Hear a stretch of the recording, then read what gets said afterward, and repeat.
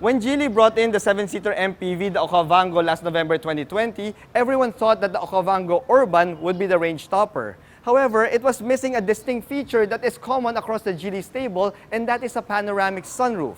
Well, it seems that Geely Philippines has listened to the clamor because they brought in what is now the top-of-the-line variant of the Okavango Urban Plus. Will this Urban Plus represent a good value for money with its panoramic sunroof? It's time to find out. Let's do this.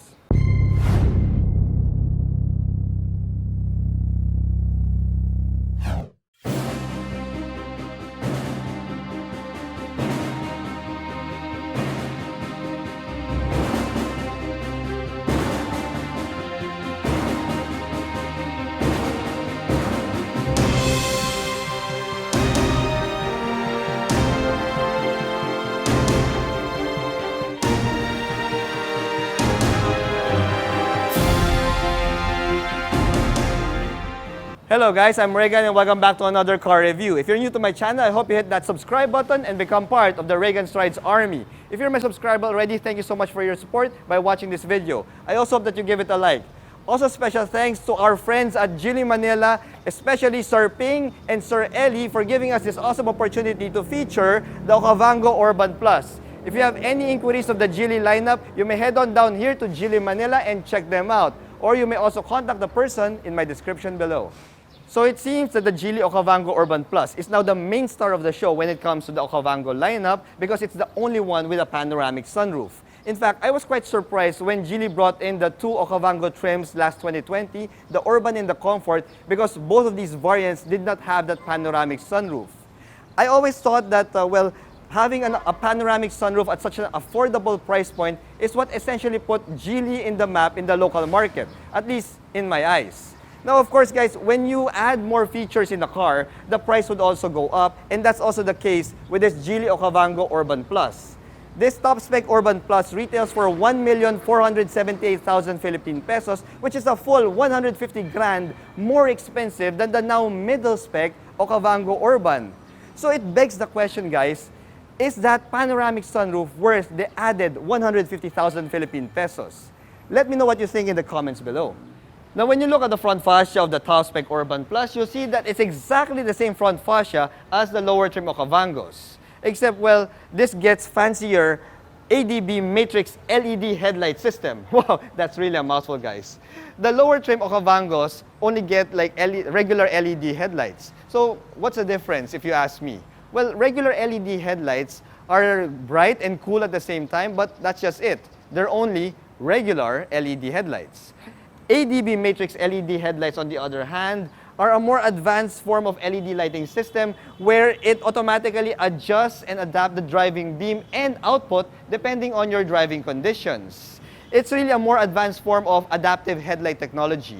Now, this headlight system is being used by luxury European car makers when it comes to their top trim offerings, and since China is a world leader when it comes to LED lighting technology, I'm not really surprised to see that Geely implement the same technology in their top-spec Okavango Urban Plus.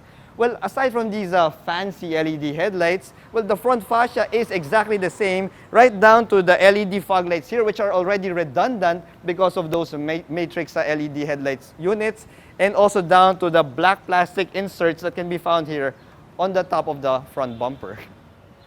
Now, the Okavango may look like a crossover, but it still falls under the MPV segment. It's based off the same platform that can be found in Geely's MPV in China, the Jia Ji. Is that the right way to call it? Jia Ji. Anyway, the Okavango's primary purpose in life is to be a people mover, hence it is still an MPV. Now, having said that, guys, it is still a large MPV because its overall dimensions is even bigger than, let's say, the Toyota Fortuner. It's not that high though, it's a little bit lower than the Fortuner because it doesn't ride on the same body-on-frame platform as these 7-seater pickup-based SUVs. Its ground clearance, however, is on the decent side at 194 millimeters, which explains why so many people still get confused with the Okavango being a crossover or an SUV. Now, for your wheels and tires, you get the same setup as the middle-spec Okavango Urban. These are 18-inch wheels and they're wrapped in 225/55 R18 Continental tires. Now, it doesn't look that large here in this car review video, but trust me guys, I've seen some of these Okavangos on the road already, and these are actually large MPVs.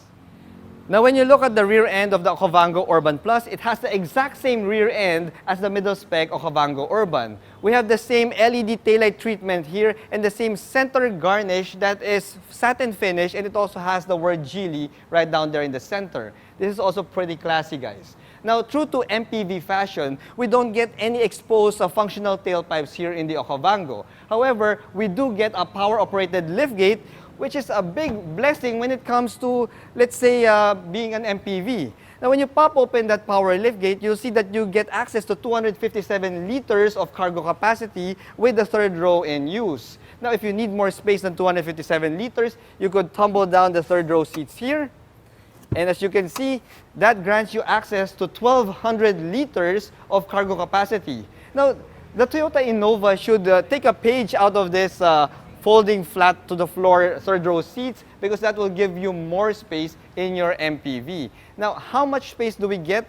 We have here our medium-sized luggage, and as you can see, guys, you get a ton of space inside here with the third row in folded flat.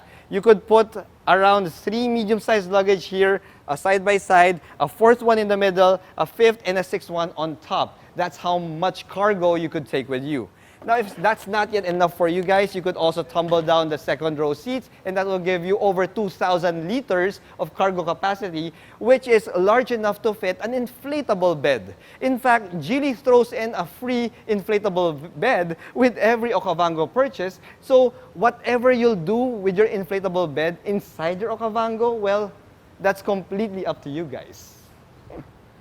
The Okavango Urban Plus makes use of the same mild hybrid system that is found in the entire Okavango range. This is a 1.8-liter turbocharged petrol engine, and it also has a mild hybrid motor. Now, the combined output of the mild hybrid motor and the gas mill is 190 horses and 300 Newton meters of torque.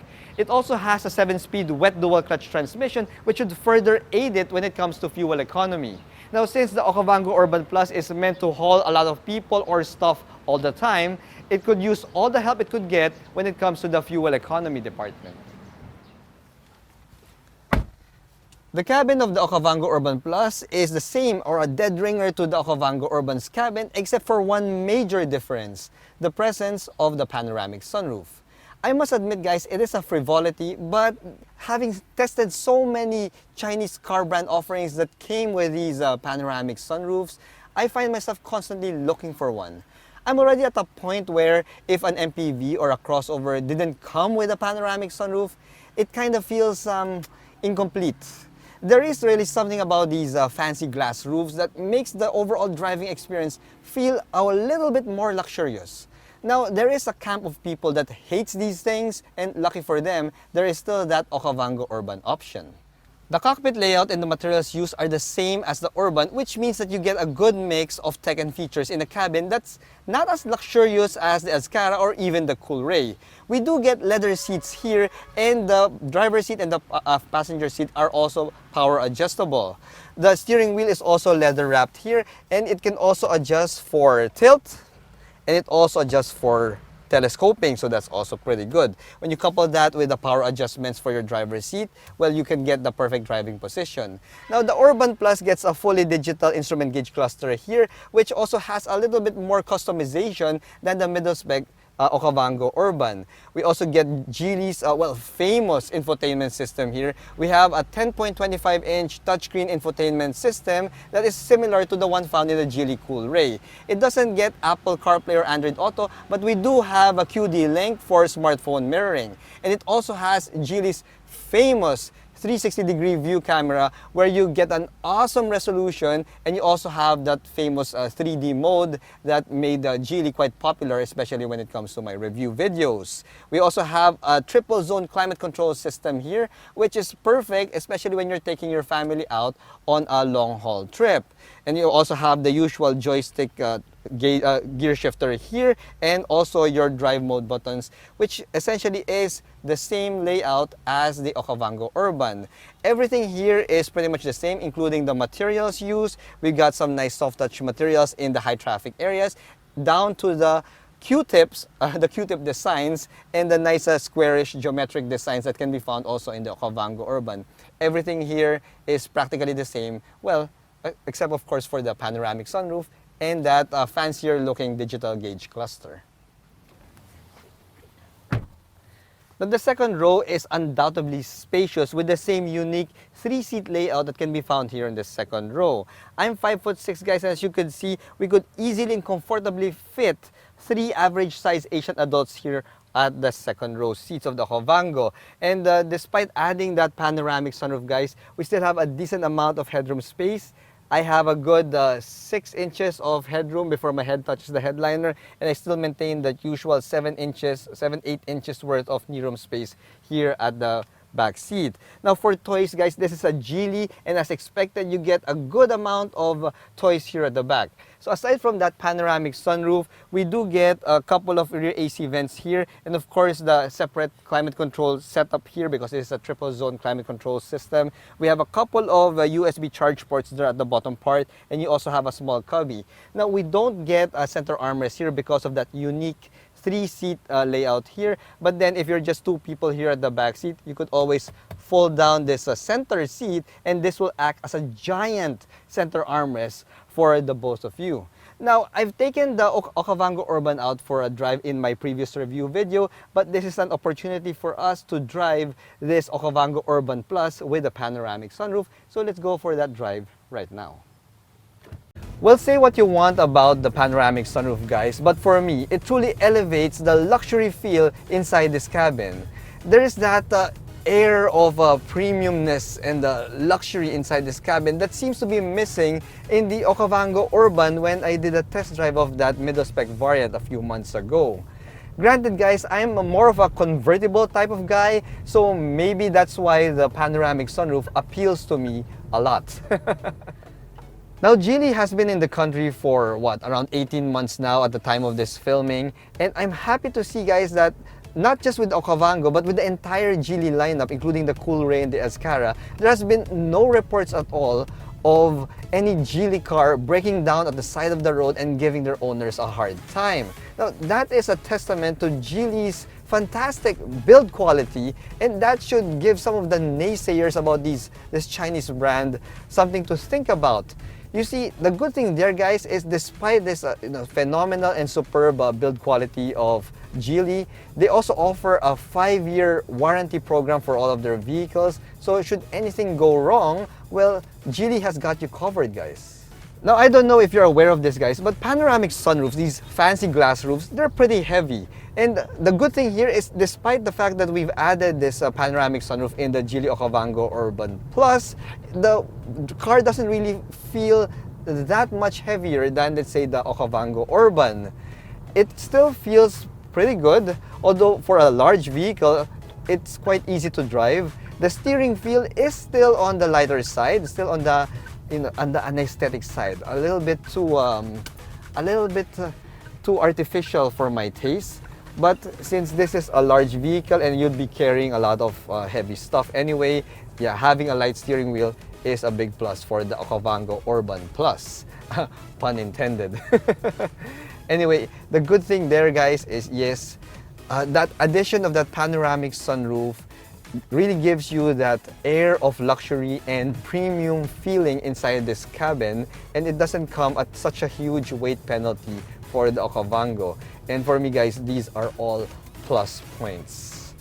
So overall, guys, the Okavango Urban Plus will perform its duties as a family hauler quite well, giving your family and yourself that fantastic level of driving experience that you can only expect from a car maker like Geely. At the end of the day, Geely managed to give this family hauler the complete package with the addition of the panoramic sunroof and fancier matrix LED headlights. Whether it's worth the added 150 grand though, is completely up to you. Well, if you find that the added cost is a bit too rich for your blood, or the panoramic sunroof doesn't really float your boat, well, the middle spec Okavango Urban is still waving its hand and saying, "Present!" Thanks for watching.